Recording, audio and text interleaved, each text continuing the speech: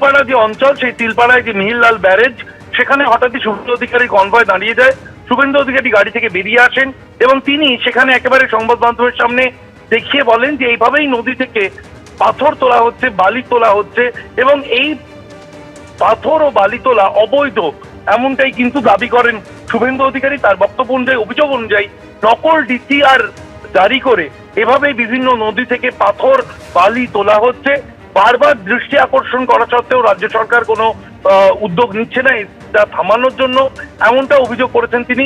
এবং তিনি বলেছেন বলে বলে তিনি হাঁপিয়ে গিয়েছেন এবং রাজ্যে পালাবদল হলে, অর্থাৎ বিজেপির সরকার এলে তারপরে এসব বন্ধ হবে, এমনটাও আশ্বাস দিয়েছেন রাজ্যের বিরোধী দলনেতা শুভেন্দু অধিকারী। অনুষ্কা, শিবাশিস তুমি সঙ্গে থাকো। শুভেন্দু অধিকারী তিলপাড়া ব্যারেজে গিয়ে ঠিক কি অভিযোগ করেছেন শোনাবো। নদীর মাঝখান দিয়ে এই গাড়িগুলো শুধু চেহারা দেখান, আর এই ব্রিজটাকে নিজেরাই ভেঙেছে, সারাইনি, দিয়ে ওখানে অস্থায়ী আন্দোলন করতে গিয়ে আমাদেরকে 14 দিন জেল কাটিয়েছে এবং আন্দোলন করতে গিয়ে এই এরা আমাদের 16 জন 14 জন জেল কেটেছে, 16 জন কার্যকর ওই কর্মসূচি নয়।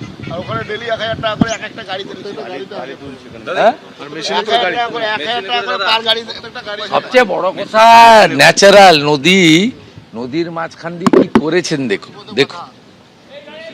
দেখুন কিভাবে চুরি কি করে, মানে ইনস্টিটিউশনাল করাপশন কাকে বলে।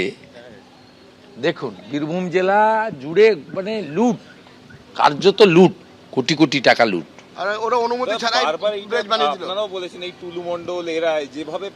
আরে এদের মাথায় সরকারের হাত আছে, মুখ্যমন্ত্রীর হাত আছে, এরা তো কালেক্টর। 25 টাকা রাখছে, 75 টাকা কোথায় পাঠায়? রাস্তায় আমরা দেখলাম একাধিক বেসরকারি নিরাপত্তা। সবচেয়ে বড় বেনিফিশিয়ারি তো তৃণমূল কংগ্রেস, সবচেয়ে বড় বেনিফিশিয়ারি তো মুখ্যমন্ত্রী এবং তার ঘনিষ্ঠ লোকজন। তাদের সাপোর্ট ছাড়া হতে পারে নাকি এই নদীর মাঝখানে এইভাবে রাস্তা? কখনো সম্ভব নেই। এবং নিজেরাই ভাঙছে এক একটা করে ব্রিজ, আলাদা করে রাস্তা তৈরি করছে, করে সব বসিয়ে লুট করছে। এই জন্য বিজেপিকে আনুন, মে মাসে সব বন্ধ করে দেবো। মে মাসের 1 তারিখ থেকে কিছু থাকবে না। বালি হয়েছে, এবার কি পাথর নিয়েও আপনারা অভিযোগ জানাবেন ইডির কাছে? বালি নিয়ে তো অভিযোগ অলরেডি আছে, তদন্ত হচ্ছে, তাতে কি আছে? এর কি প্রমাণ রেখে করে নাকি?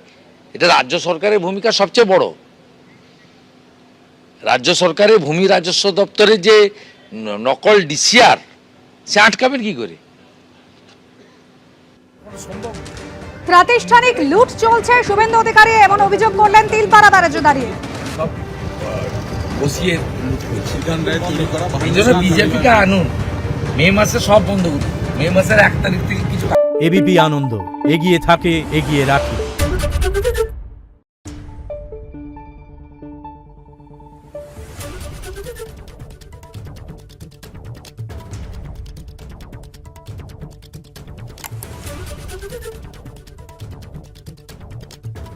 Thank you.